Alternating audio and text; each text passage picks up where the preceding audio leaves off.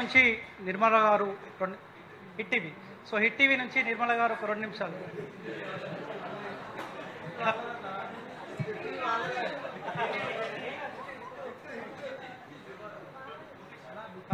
చలో ఒక 2 నిమిషాలు మాట్లాడతారు. సో తర్వాత రెడీగా ఉండాల దాసరి సీనన్న. So next advocate Chamala Mukesh అన్న కూడా మాట్లాడతారు. సో ప్రశ్నించే గొంతుకలందరికీ అండగా ఉండడానికి సో అడ్వకేట్ అన్న కూడా మనం ఉన్నారు. మరి కాసేపట్లో అన్న కూడా మాట్లాడతారు.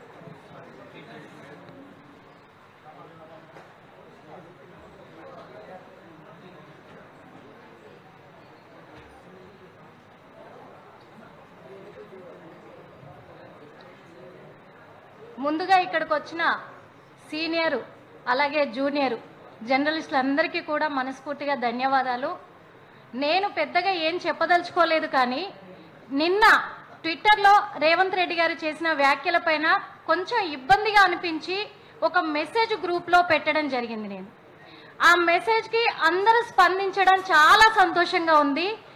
ఎక్కడ బాధ అనిపించిందంటే ఇక్కడున్న ప్రతి జర్నలిస్టులలో అందరూ కూడా ఆల్మోస్ట్ అందరూ కూడా షార్ట్లైట్లో చేసి యూట్యూబ్లలోకి వచ్చి అలాగే సొంత ఛానల్స్ పెట్టుకున్న వాళ్ళే. ఈ రోజు మరి ఎవరిని సపరేట్గా కూర్చోబెట్టాలో నాకు అర్థం కాలేదు. అంటే ఇప్పుడు జూనియర్స్ కూడా షార్ట్లైట్లలో ఉన్నారు. మరి జూనియర్స్ ఇప్పుడున్న సీనియర్స్లో యూట్యూబ్ వాళ్ళని పక్కన కూర్చోబెట్టాలా? ఒకప్పుడు సీఎం రేవంత్ రెడ్డి గారు ఈ రోజు సీఎం సీట్లో కూర్చున్నారు, కానీ మరి ఆయన సీఎం అవ్వకముందు ఇదే యూట్యూబ్ ఛానల్లో ఇప్పుడు చేస్తున్న సీనియర్ రిపోర్టర్ల ముందు చేతులు కట్టుకొని ఇంటర్వ్యూలు ఇచ్చిన రోజులు ఎక్కడ పోయినాయో నాకు అర్థం కాలేదు. అన్న నాకు మాత్రం తెలంగాణ భాష వచ్చు, నేను తెలంగాణే మాట్లాడతా. నాకు ప్రొఫెషనల్గా మాట్లాడడం రాదు. ఎందుకంటే జర్నలిజం గురించి మాట్లాడారు కదా, ఒక్కటి చెప్పదలుచుకున్నా ఏంటంటే సమాజాన్ని చదివిన ప్రతి ఒక్కరు, జీవితాన్ని చదివిన ప్రతి ఒక్కరు ప్రశ్నించే ప్రతి గొంతుక జర్నలిస్టే. అది కాదని చెప్పమనండి ఎవరినైనా. ఎందుకంటే గల్లీలో జరుగుతున్న దాన్ని ఢిల్లీ వరకు కూడా చూపించేది కేవలం ఒక మీడియా వల్లే అవుతుంది. అలాంటిది ఈ రోజు డిజిటల్ మీడియాని అంత తప్పుగా మాట్లాడుతుంటే నాకు కొంచెం బాధ అనిపించింది ఆ వీడియోలు చూసిన తర్వాత. అప్పుడున్న సీనియర్ జర్నలిస్టులు ఈ డిజిటల్ మీడియాలో కనిపించిన వాళ్ళు మీకు ఎలక్షన్ల ముందు వాళ్ళను అర్థించిన సీఎం రేవంత్ రెడ్డి గారు, ఇప్పటికి కూడా రేవంత్ రెడ్డి గారు సీఎం అనే మేము పలుకుతున్నామంటే అది మాకు తెలిసిన గౌరవం. మీరు రోడ్ల మీద అవారాలు అన్నారు కదా, అది మీరు నేర్చుకున్న నైతిక వాల్యూస్ అని నేను అంటాను. అంటే ఇక్కడ మీరేం నేర్చుకున్నారో మేమేం చెప్తున్నామో ఇక్కడే అర్థం కావాలి. ఒకటే చెప్పదలుచుకున్నా ఏంటంటే ప్రతి ఒక్క రాజకీయ నాయకులు, వాస్తవంగా చెప్తున్నా ప్రతి ఒక్క రాజకీయ నాయకులు, ఇక్కడ సీఎం రేవంత్ రెడ్డి గారనే కాదు ప్రతి ఒక్క రాజకీయ నాయకులు ఎలక్షన్స్ వచ్చినాయంటే ఎలక్షన్ల ముందు ఇక మీదట డిజిటల్ మీడియా దగ్గరికి రాకూడదు. మీ వల్ల అయితే మీరు గెలిచి చూపించండి. ఎందుకంటే మీరు ఇంట్లో నుంచి అడుగు బయట పెడితే డిజిటల్ మీడియా కావాలి. మీ ఇళ్లలో పెళ్లిళ్లకు డిజిటల్ మీడియా కావాలి. మీ ఇంట్లో ఎవరైనా చనిపోతే డిజిటల్ మీడియా కావాలి.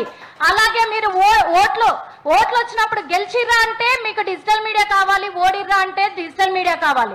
ఈ యూట్యూబ్ ఛానల్స్ ఈ రోజున ప్రతి ఒక్క ప్రజలకు వచ్చిన ప్రతి సమస్యను కూడా బయటికి తీస్తుంది. అలాగే మిమ్మల్ని ఎలాగైతే మీ వెనకాల ఉండి మీరు చేస్తున్న ఓట్లకు ప్రచారాలు ఏవైతే ఉన్నాయో ఆ టైంలో కూడా డిజిటల్ మీడియా ఉంది. ఈ రోజు మీరు గెలిచి సీఎం సీట్లో కూర్చున్నప్పుడు ప్రజలకు న్యాయం జరగకపోతే ప్రజల బాధలు కూడా చెప్పే బాధ్యత డిజిటల్ మీడియాకు ఉంది. కాబట్టి ఈ రోజు ప్రశ్నిస్తున్నారు. అది మీకు ఎందుకు తప్పుగా అనిపించిందో నాకు అర్థం కాలేదు. మరి అంటే మీరేమో ఏ భాష అయినా వాడొచ్చు.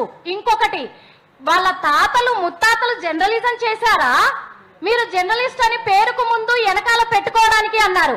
మీ తాతలు మీ ముత్తాతలు మరి సీఎం సీట్లో ఎంతమంది కూర్చున్నారు? ఎన్నిసార్లు సీఎంలు అయితే మీరు సీఎం అయ్యారో అది చెప్పాలి ఈరోజు వాస్తవంగా. ఎందుకంటే మరి మీరు ఎక్కడ జర్నలిజం చేశారో, ఎక్కడ మరి సీఎం కోర్సు తీసుకున్నారో తెలియదు. కానీ ఎవరికి తెలియనివ్వండి మీడియా. ఇంకొకటి, ప్రజల కన్నా తెలియదేమో పాపము, ప్రజలు మీరు ఏది చెప్తే అది నమ్ముతున్నారు అనుకుంటున్నారు. కానీ మీడియా మీరు చేసే ప్రతి ఒక్కటి ప్రజలకు తెలిసేలాగా ఎప్పుడు ముందే ఉంటుంది. అది గుర్తుపెట్టుకోవాలి. రాజకీయాలలో జరిగే ప్రతి కుట్ర మీడియాకు తెలుస్తుంది, అది డిజిటల్ మీడియాకి తెలుస్తుంది ఖచ్చితంగా. ఎందుకంటే ఎంత లోతుకైనా పాతుకుపోయి ప్రాణాలను సైతం లెక్క పెట్టకుండా పోరాడేదే డిజిటల్ మీడియా అని మేము నమ్ముతాం. అలాంటప్పుడు ఈ రోజు మీ అవసరానికి అదే అంటారు కదా, ఓడ ఎక్కినాక ఓడ మాట్లాడినాక బోడమల్లన్న అంట. మరి నువ్వు ఎలక్షన్ల ముందు గెలిచేంత వరకు కావాల్సిన డిజిటల్ మీడియా ఈ రోజున నువ్వు సీఎం సీట్లో కూర్చున్న తర్వాత డిజిటల్ మీడియాని రోడ్ల మీద బట్టలు ఊడదీసి కొడతానన్నావు. అది అసెంబ్లీ వేదికగా ఏ సీఎం చెప్పలేదు, మరి అట్లా ఏ పొలిటికల్ లీడర్స్ చెప్పలేదు. అట్లా ఈ రోజు సీఎం మాట్లాడితే తప్పులేదు కానీ మేము మాట్లాడితే తప్పేంటని ప్రతి గల్లీ లీడర్ కూడా మాట్లాడడానికి వస్తారు. కానీ ఒకటి గుర్తు పెట్టుకోవాలి, కత్తి కన్నా కలం గొప్పది, గన్ను కన్నా మనకు పెన్ను గొప్పది. ఈ పెన్నుతో పెట్టుకుంటే ప్రతి ఒక్కరు కూడా భూస్థాపితమే అనేది గుర్తు పెట్టుకోవాలి నిజంగా. ఎందుకంటే ప్రతి ఒక్క ప్రజా గొంతుకై ముందుకొచ్చేది మీడియా కాబట్టే ఈ మీడియాను దృష్టిలో పెట్టుకొని కించపరిచే మాటలు ఎవరైనా సరే ఏ రాజకీయ నాయకుడైనా మాట్లాడకూడదు ఇక మీదట. అంటే ఖచ్చితంగా డిజిటల్ మీడియా ఇక మీద మీ మీదనైతే యుద్ధం చేయడానికి సిద్ధంగా ఉంది ముఖ్యమంత్రి రేవంత్ రెడ్డి గారు.